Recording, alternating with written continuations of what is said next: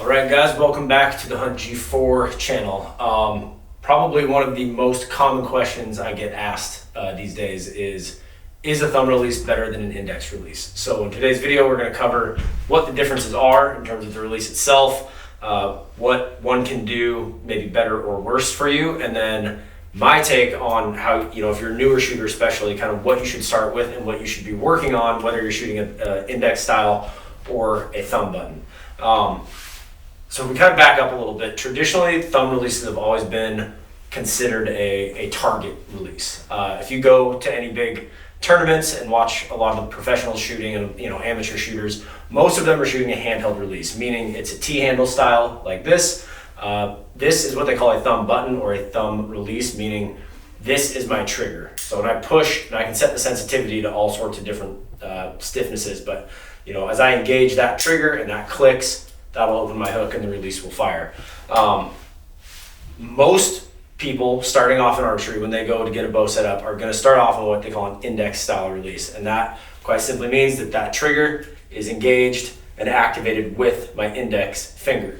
They're very easy to use. They're attached to your wrist, so you're not going to lose them when you're out hunting. And they're just as accurate inherently as a thumb release. But what I see a lot of times is that this release is the easiest one to punch, essentially. Like lots of people come in and their hand will kind of be up here and then they, boom, it's this quick punch. You want to treat this like you would treat a rifle trigger, meaning as I'm aiming, my finger comes onto that trigger, I sit there and I'm squeezing, boom, and the shot breaks. Any style release that you shoot, you want to work on that shot execution, meaning the pin's going to float around. You want to keep aiming that bow and squeezing the trigger until the shot breaks. If you've kind of watched some YouTube videos or are involved in archery, you've probably heard of the surprise shot. And what that is referring to is that kind of like that startle that you get when the shot breaks. Now, eventually it doesn't surprise you anymore. You control the entire process. I just don't control the moment it goes off. How that relates to an index versus a thumb release is that, in my opinion, and this is just, again, my personal opinion and then working with a lot of people, for me, it is easier to come and just build pressure on a thumb button until that shot breaks. Meaning I come in and I'm going to anchor, as I'm aiming, my thumb comes onto that trigger, and then I start pulling against it, and basically just the way I activate it is I just start bringing my thumb and my ring finger together as I'm aiming. And as that pressure builds, obviously that trigger breaks and the shot fires. For me, it is easier, for whatever reason, to get that clean break with a thumb button. With an index, I feel like this finger doesn't want to move as much. It's like people, they freeze up on it. They come in, they aim, that finger hits there, and then you just see this little flick. That's not an inaccurate way to shoot, but what generally happens is when you control the shot or you command the shot, it's not just that finger that moves. When you get into the psychology of it, it's like as soon as that little voice in my head says shoot, it's usually everything else moves as well as this finger. Again, you can be accurate that way, but there will be a point where you plateau in terms of your accuracy and consistency, especially at distance. Now, the flip side of that is that if I'm going to command the shot, or in a hunting scenario, not every animal is going to stand there and let me settle the pin and just pull through the shot and squeeze, and break a perfect shot. Sometimes, especially here on the west side, where a lot of the people that come to G4 here hunt, you're going to be in thick reprod, tight timber. You might have to stop a bull or a buck in a tight window between two trees. He's looking at you. You just got to get a pin on him and let him have it. In that scenario, an index release, in my opinion, is the more forgiving of the two styles of releases. If I do my job as a shooter and I keep my head and my front arm in that shot, and truly the only thing that moves is that finger flicking, I'm still going to hit behind the pin, especially for a hunting scenario. I may not be, dime size accurate, but I'm going to be able to put it in that 4-inch circle that I need to. What I tend to see with thumb releases is that when people command the shot or they punch the trigger, it's not just that thumb that's moving. What I see a lot of the times is it's a whole flinching of the hand. So they come in and they go like that. So when they hit that thumb button, rather than just that thumb moving and the release firing, that whole hand flinches kind of up and away from the face. And when that happens, I'll leave this connected while I do this so you can kind of see. When that happens, if you imagine this is the bow, when I go like this, it's gonna move those pins a lot. So in a scenario where I may not have the time to execute a great shot, I think a thumb release is going to be less forgiving. Either release that you shoot, you want to, when you're practicing, you want to work on that clean break. In a scenario where I may have to command the shot, the more pressure I have on that trigger, meaning the closer that trigger is to firing, the cleaner that shot's gonna be. If my finger's all the way off the trigger here and I go now, by the time my finger closes that distance and actually hits the release activates and the string leaves the release, chances are my front arm has moved quite a bit during that time. Same with the thumb release. If I can practice a clean break enough to where I can come in, let's say I do have to stop a bull quickly. I come in, thumbs on the button, he's right there, and then it's just a minor movement. But if I don't practice the right way, then in a hunting scenario where you're gonna have less time, you're probably not thinking about your release, you're thinking about that bull standing right in front of you, you're gonna see this. They're gonna come in, get this on here, you're gonna come in, they're gonna go like that. It's like they start pulling before their thumb has actually hit the barrel. So again, I feel like I hold steadier with a thumb release, and I think that just has to do with how my forearm is oriented. Like I'm more relaxed through my forearm and my wrist with my hand this way than I am with it twisted this way. That's just me. That might not be the same for everybody. And again, it feels more natural to me to just be able to kind of squeeze my whole hand together this way than it does trying to control one digit on my index finger, trying to come in and just build till it fires.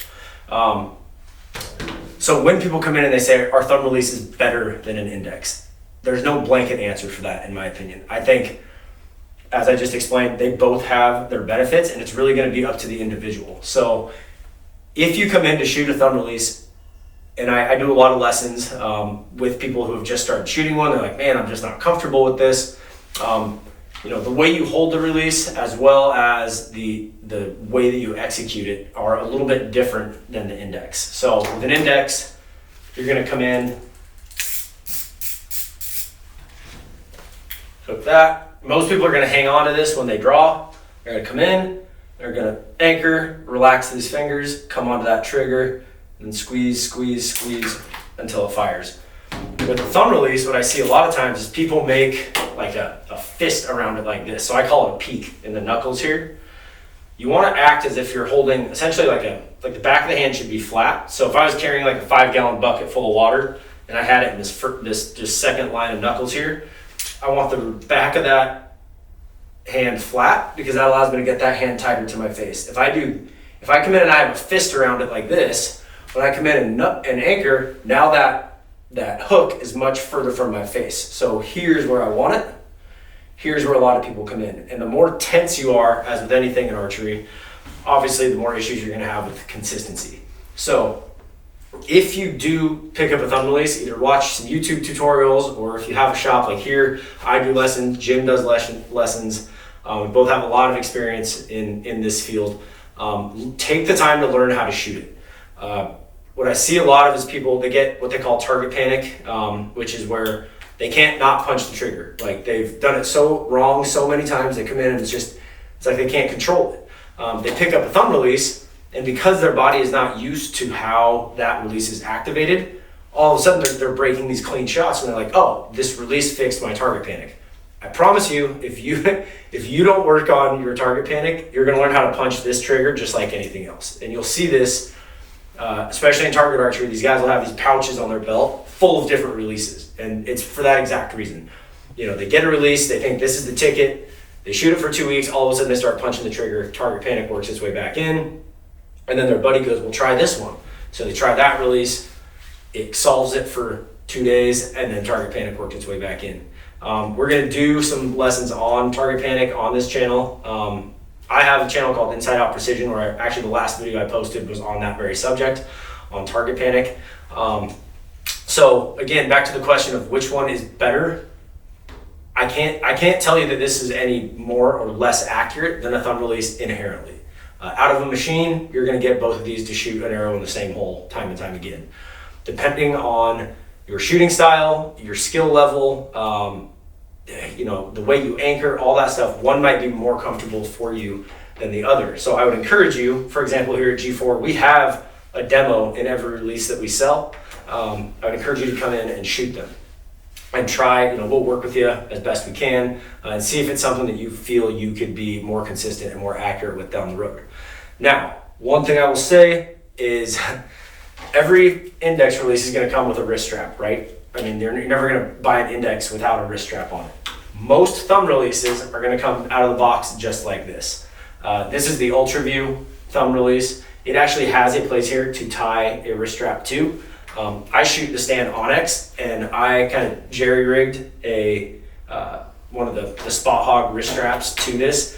And the reason for that is that everybody thinks when they're hunting, well, I'll just put it in my bino harness or I'll put it in my pocket.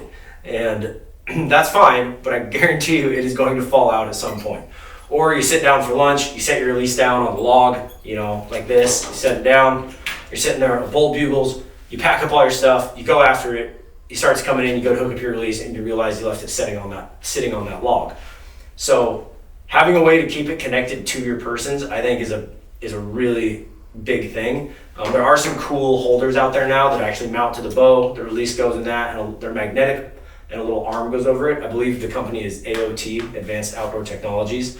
Right now, they're pretty much consumer direct. I've talked to the guy about bringing them in the shop, and he just doesn't have the facilities to make enough orders to bring dealers in. But they are an awesome way to keep that release attached to your bow. It's really quick to get on and off, and it's not going anywhere when it's in there. But that is one thing to think about is, okay, how am I going to keep this attached to myself so that when I need it, it's right there, just like an index style is. So I hope that clears up a little bit of the differences between an index and a thumb release. Like I said, I would highly encourage you to try both. Most people, if you currently shoot already, this is going to be probably what you're shooting. I would say if you're a brand new shooter, this is what I'm going to put 90% of people into. Going back to what I said earlier, if you don't do something perfect, this is going to be more forgiving than this. Once you start advancing and you start getting more into your shot execution and the consistency of you as a shooter, that's when I think you can start benefiting from a handheld release like a thumb button. These come in a lot of different configurations. This is a 3-finger, and also you can buy a 4-finger attachment to it. The Stand Onyx will actually come with the 4th finger attachment, so I can remove this black piece here and put on another piece that has a 4th finger. There is no right or wrong with that. It's going to be whatever is more comfortable to you. Another cool feature of this Onyx, which I've had a lot of releases over the years, this is probably the favorite thumb release that I've had.